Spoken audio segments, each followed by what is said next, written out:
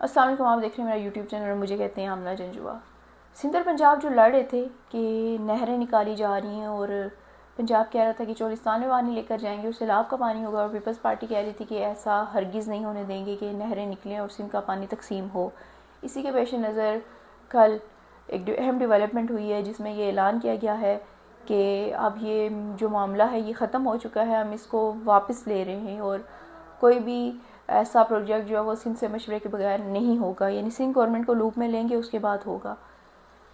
बिलावल और वज़ीर-ए-आज़म की मुलाकात हुई और उससे गुज़िश्ता दिन जो है वो मुराद अली शाह और वज़ीर-ए-आज़म की मुलाकात हुई थी जिसमें ये तय पाया था और आबाशी और नेहरू के जो एक्सपर्ट्स हैं उनको भी बिठाया गया था। और वैसे भी कहा जा रहा है कि चोलिस्तान वो इलाका है जहाँ पर अगर पानी आप लेके जाएंगे तो गर्म है तो पानी उड़ जाएगा, और दूसरा ये वहाँ पर काई जम जाएगी अगर पानी खड़ा होगा, तो किसी तरह उस तरह से सूटेबल नहीं है। और बजाय इसके कि आप इस तरह पानी वेस्ट करें, सिंध की ज़मीनें जो है ज़रखेज़ होने दें। लेकिन सैलाब का पानी उन्होंने कहा कि हम इस्तेमाल करेंगे तो सैलाब का पानी भी वो नहीं होगा। आज मैं आपको बताऊंगी कि अगर ये कह रहे हैं कि लाइफ टाइम के लिए इस प्रोजेक्ट को ख़त्म कर दिया गया है तो क्यों कह रहे हैं और मुझे क्या लग रहा है। एक्चुअली इंडिया की जानिब से जो सिंध तास माहिदा है उसको कैंसिल किया गया, तो तभी इस माहिदे पर भी नरमी दिखाई देने लगी, क्योंकि ये प्रोजेक्ट जो है पंजाब हुकूमत का भी नहीं है और फेडरल हुकूमत का भी नहीं है। ये ग्रीन इनिशिएटिव का प्रोजेक्ट है जो चोलिस्तान को आबाद करना था, उसको ग्रीन करना था, उसके तहत नहरें निकाली जा रही थी। लेकिन क्योंकि पीपल्स पार्टी ग्रीन इनिशिएटिव का नाम तो नहीं ले रही थी, लेकिन उन्होंने कहा कि ये पंजाब में जा रहा है तो पंजाब हुकूमत इसकी जिम्मेदार है, तो टेक्निकली तो वही है। लेकिन सभी को पता है कि ये प्रोजेक्ट ना तो मरियम का है और ना शहबाज का है, ये प्रोजेक्ट ग्रीन इनिशिएटिव है। ग्रीन इनिशिएटिव के बारे में आप पढ़ लें गूगल से कि ये प्रोजेक्ट किसका कौन लीड कर रहा है। बिलावल भुट्टो ज़रदारी जो वो ग्रीन इनिशिएटिव का नाम नहीं ले रहे थे, वो मरियम और शहबाज का नाम ले रहे थे। वो कहते थे पंजाब हुकूमत ये कर रही है, फेडरल हुकूमत हमारी बात सुने।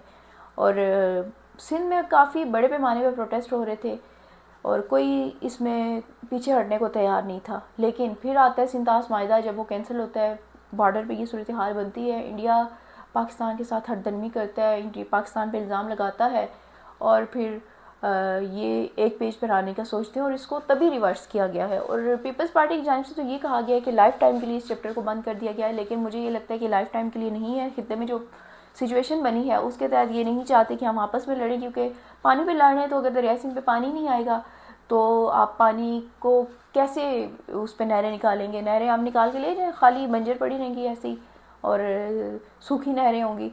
तो इसीलिए पहले इंडिया के साथ निपट लिया जाए, उसके बाद जो वो नहरों पे आए, मुझे ये लग रहा है। और इंडिया के पास भी मेरे ख्याल में इतनी कैपेसिटी नहीं है कि वो दरिया सिंध का पानी रोक कर उसको कहीं ज़ख़ीरा कर सके।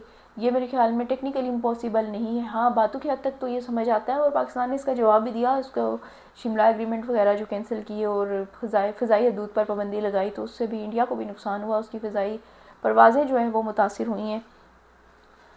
लेकिन दोबारा से अगर मैं पीपल्स पार्टी पे आऊँ तो बिलावल भुट्टो ज़रदारी जो है उसको मेरे ख्याल में प्रोटेस्ट देखकर समझ आ जाना चाहिए कि अब जो है सिंध में वो जहालत नहीं रही, वो फ्यूडल सिस्टम नहीं रहेगा, क्योंकि मोबाइल आ गया है, लोगों को अवेयरनेस आ गई, तो लोग अब अपने हक़ के लिए निकलेंगे। और जहाँ तक पानी का मसला है, मेरे ख्याल में सिंध की मासूम आवाम को उल्लू बना लेते, बेवकूफ़ बना लेते, लेकिन क्योंकि वहाँ के जो फ्यूडल हैं उनका भी दारोमदार जो है वो इसी पानी पे है, क्योंकि वो एग्रीकल्चर से मुंसलिक हैं, तो वो फ्यूडल जो वो निकल कर सामने आए थे और पीपल्स पार्टी को वो आंखें दिखा रहे थे।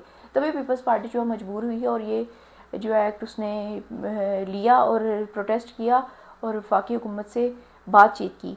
लेकिन अल्लाह करे मेरे खदशात जो है वो गलत साबित हों और सिंध के लोगों के साथ धोखा ना हुआ हो और ये प्रोजेक्ट वाकई में लाइफ टाइम के लिए बंद हो। लेकिन मुझे जो फीलिंग आ रही है ये लाइफ टाइम के लिए नहीं है, बल्कि ये सिर्फ अभी की सिचुएशन के लिए है कि जैसे मामला ठंडे होंगे उधर से सिंध का प्रोटेस्ट ख़त्म हो जाएगा, उधर से इंडिया के जो हालात हैं वो नॉर्मल होंगे और LOC पर भी मामला जो वो कशीदा नहीं रहेंगे, तो दोबारा से किसी और तरह से सिंध गवर्नमेंट को उनके साथ मीटिंग करके कोई और रास्ता निकाल कर ये प्रोजेक्ट होगा और वाकई में सिंध का पानी तकसीम होगा। क्योंकि मैं शुरू दिन से कह रही हूँ कि ये प्रोजेक्ट जो है वो क्योंकि जिन लोगों का है उन लोगों ने इस प्रोजेक्ट को कंप्लीट करना ही करना है, उनने पानी लेकर जाना ही जाना है।